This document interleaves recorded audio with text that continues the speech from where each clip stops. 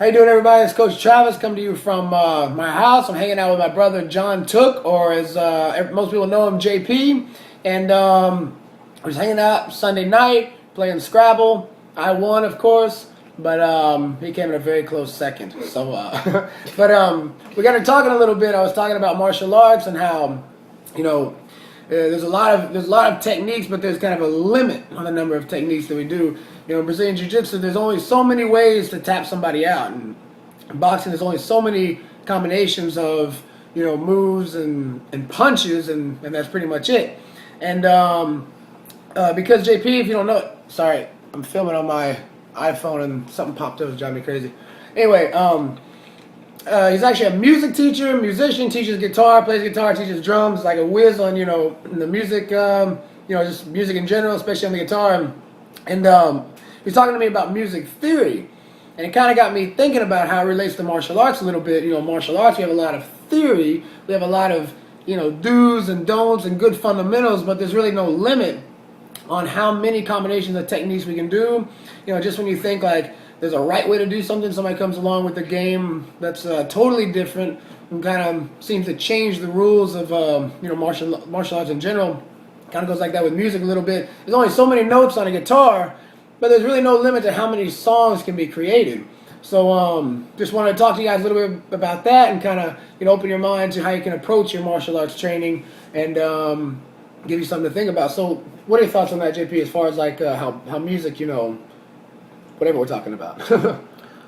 Well, with guitar theory or just music theory in general, there's an endless amount of combinations with whether you're talking intervals or notes within a scale.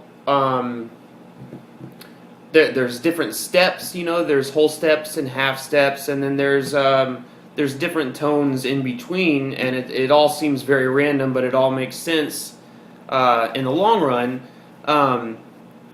That being said, not that there isn't any rules in jiu-jitsu or MMA or any kind of fight training.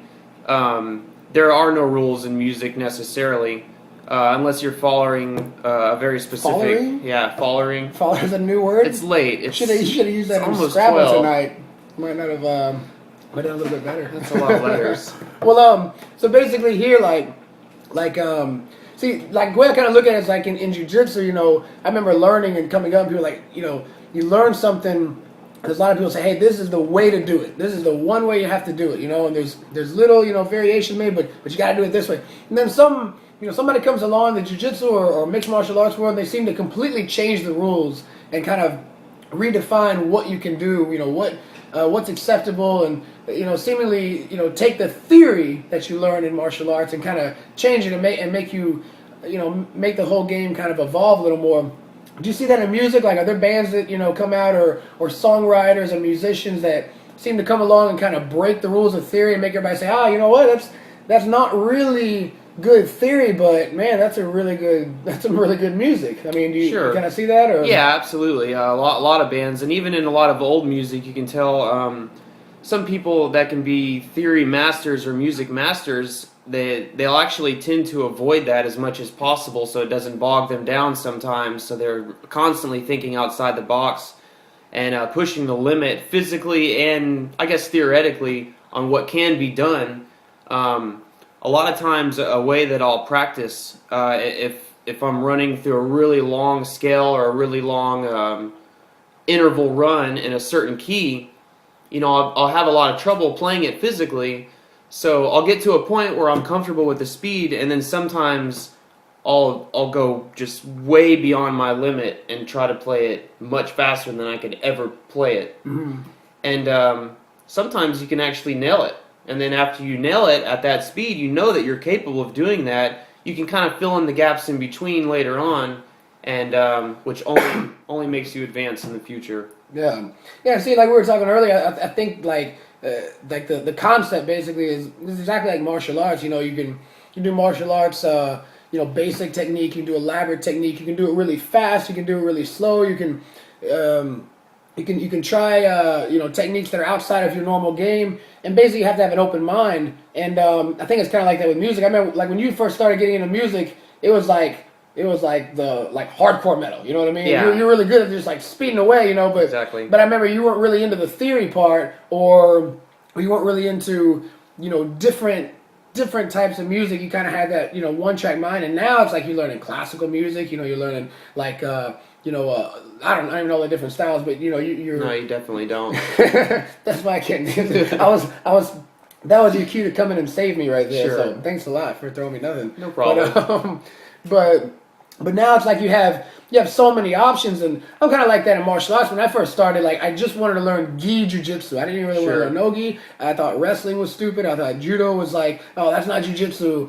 And I didn't even like the striking game. And now it's like I feel like it's almost like gets to the point where like the more you learn, you realize how much you actually don't know. And you have to have an open mind. Be willing to embrace new ideas, new things, try new things. Admit that you don't know everything. You can't let that discourage you ever. Yeah, because there's a lot of information out there and nobody knows it all. You just try to take as much as you can and use it to improve your game, or in your case, to become a better musician. So yeah, I thought it was a really cool concept. I hope you guys enjoy that, and I guess the idea to take from this video, whether you play music, whether you do martial arts, or anything that you do, is be open-minded. You're going to learn some things that you might think they're kind of like, rules and they're kind of set in stone, but nothing's 100%. Never shut down an idea too soon. Never think that something doesn't work or you don't want to learn it. Just keep your ears open, keep your eyes open, pay attention, and you're gonna learn a lot more that way in the long run. And don't ever play Scrabble against him. Yeah, I'll crush you. Any last witty comments? Any jokes?